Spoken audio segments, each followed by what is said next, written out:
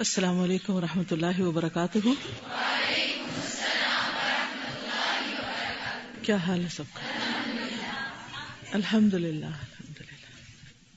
نحمده ونصلی علی رسولہ الکریم. اما بعد فاعوذ باللہ من الشیطان الرجیم. بسم اللہ الرحمن الرحیم.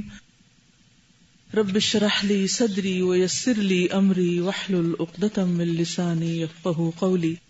فصل 94 محبت کی اقسام. محبت کی 4 قسمیں ہیں جن کے مابین فرق اور امتیاز واجب اور ضروری ہے، لازم ہے، پتہ ہونا چاہیے.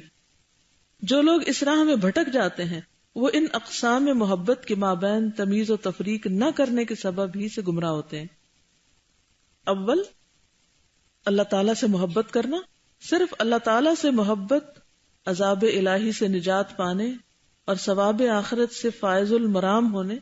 فائز ہوتا ہے کامیاب، مرام یعنی مقصد میں کامیاب ہونے کے لیے کافی نہیں. یعنی خالی محبت کا دعویٰ کافی نہیں، کیونکہ اللہ تعالیٰ سے محبت تو مشرک، کافر، صلیب پرست اور یہودی بھی رکھتے ہیں. سب محبت کا دعویٰ کرتے ہیں، لیکن یہ محبت کا دعویٰ نجات کے لیے کافی نہیں. اللہ تعالیٰ اس کو ایکسپٹ نہیں کرتا. نمبر 2، جو کچھ اللہ تعالیٰ کو پسند ہے اس سے محبت کرنا. وَحُبَّ مَن يُحِبُّكَ. یہی محبت انسان کو اسلام میں داخل کرتی ہے اور کفر سے نجات دیتی ہے. اللہ تعالیٰ کا سب سے بڑا دوست وہی ہے جس میں یہ محبت زیادہ پائیدار اور شدید ہو. کون سی؟ اس کام کی محبت، اس انسان کی محبت جو اللہ تعالیٰ کو پسند ہو. مثلا قرآن مجید میں آتا ہے نا، ان اللہ یحب التوابین. اس کا مطلب یہ ہے کہ اللہ کو توبہ کرنا بہت پسند ہے. پر ہم خود تو سوچیں کہ ہم کتنی توبہ کرتے رہتے. والمتطہرین، پاک صاف رہنا، ہمارے اندر یہ کوالٹی کتنی، ہمیں پاک صاف رہنے سے کتنی محبت ہے. تو ان کاموں سے محبت رکھنا جو اللہ کو پسند ہے، اللہ کے پسندیدہ کام ہے، یہ چیز نجات کا ذریعہ ہے. سوم الحب للہ والحب فی اللہ، یعنی جو محبت صرف اللہ کے لیے اور اللہ ہی کی راہ میں ہو. اللہ کے دین پر چلنے والوں سے محبت، یہ محبت اس امر کو لازم اور واجب کر دیتی ہے کہ بندہ ہر اس شے سے محبت کرے جس سے اللہ محبت کرتا ہے. یہ محبت بھی اس وقت صحیح ہے جب بندہ صرف اللہ کی رضامندی کے لیے اور اللہ کی راہ میں محبت کرے.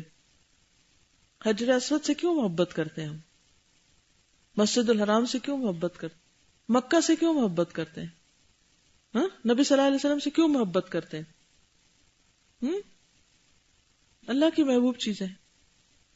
تو بندہ جب اللہ کے راستے پہ چلتا ہے تو ہر اس چیز سے محبت کرتا ہے جس سے اللہ محبت کرتا ہے، کیونکہ وہ اللہ کی پسندیدہ چیزیں. چہارم، ایسی محبت کہ اللہ تعالیٰ کی محبت کے ساتھ کسی دوسرے سے بھی کی جائے. یہ مشرکانہ اور شرکیہ محبت ہے. جو آدمی اللہ تعالیٰ کے ساتھ کسی اور سے بھی محبت کرتا ہے، اتنی ہی اس سے بڑھ کر وہ محبت اللہ کے لیے، اللہ کی مرضی کے مطابق نہیں ہے، اللہ کے دین کے لیے نہیں ہے. تو اس کے معنی یہ ہے کہ وہ اللہ تعالیٰ کے ساتھ دوسروں کو اس کا شریک و سہیم بنا رہا ہے. سہیم سہم سے ہے نا، سہم کس کو کہتے ہیں؟ حصہ دار بنا رہا ہے. مشرک اللہ تعالیٰ سے اسی قسم کی محبت کیا کرتے ہیں. وہ کہتے ہیں ہم اللہ سے محبت کرتے ہیں، لیکن اس کے ساتھ ساتھ پھر اوروں کو بھی شریک کر لیتے ہیں. محبت کی ایک 5ویں قسم بھی ہے جس سے ہمیں بحث نہیں، اور وہ طبعی محبت ہے. اس محبت کی حقیقت یہ ہے کہ انسان ان چیزوں سے محبت کرتا ہے جو اس کی طبعی مقتضیات میں سے ہیں، تقاضوں میں سے، طبیعت کے تقاضوں میں سے ہیں. مثلا پیاسا آدمی پانی سے محبت کرتا ہے تو اس کی تو ضرورت ہے، پانی پینا ہے اس کو. بھوکا روٹی سے محبت کرتا ہے. کوئی اس سے پوچھتا ہے کہ چاند کی شکل کیسی ہے تو کہے گا روٹی جیسی. ایک شخص نیند سے، ضرورت ہے اس کی، بیمار ہے، تھک گیا ہے، سونا ہے اس کو. کوئی اپنی بیوی بچوں سے محبت کرتا ہے. یہ محبت مذموم نہیں، بشرطے کہ ذکر خداوندی سے غافل اور اللہ تعالیٰ کی محبت سے بھٹکا کر اپنے میں الجھا نہ لے. واضح کہ جب آپ مصلی پکڑ لیں گے تو آپ کی ٹانگیں پکڑ لیں کہ آپ نماز نہ پڑھیں. آپ کسی کو کچھ دینے لگے تو وہ رونے لگ جائیں کہ آپ کسی کو کچھ کیوں دیتے ہیں، ہمیں کیوں نہیں دے دیتے سب کچھ. آپ دین کا کوئی کام کرنے لگے تو وہ اس پہ ناراض ہونے لگے. تو آپ کہیں کہ اولاد کس طرح رکاوٹ ڈالتی ہے نا نیکی کے کاموں میں، کیونکہ یہ ہمارے اپنے ہی ہوتے ہیں جو ہمیں بڑے مخلصانہ مشورے دیتے ہیں یہ کرو یہ نہ کرو. کل ہم آ رہے تھے کراچی سے، تو ایئرپورٹ پہ میں اور میرا بیٹا بیٹھے ہوئے تھے، تو میں نے اسے کہا مجھے وضو کرنا، میں ابھی آ رہی ہوں. تو میں اندر گئی واش روم میں، تو وہاں ایک جینیٹرس تھی. تو ایسے میں نے باتوں باتوں میں سلام کیا، حال پوچھا. میں نے کہا کتنے بچے ہیں تمہارے؟ ایسے لوگ بھی محبت کے اور توجہ کے مستحق ہوتے ہیں نا. کتنے بچے ہیں تمہارے؟ کہتی 4 ہیں. تو میں کہا شوہر کیا کرتے؟ کہتی وہ فوت ہو گیا، تو میں خود ہی کام کرتی ہوں. تو میں نے کہا اچھا. تو خود ہی اس نے بتایا کہ میری 7,000 تنخواہ ہے. میں نے کہا اچھا. تو میں نے اسے دعا شعا دی. میں باہر آئی تو میں نے ہشام سے کہا کہ میرا بیگ لاؤ ادھر، اور یہ جو تم چپس کھا رہے ہو مجھے دے دو. تو میں نے کچھ نکالا. کہاں جا رہی ہیں آپ؟ میں نے کہا وہ کسی کو کچھ دینا ہے. کس کو دینا ہے؟ کیوں دینا ہے؟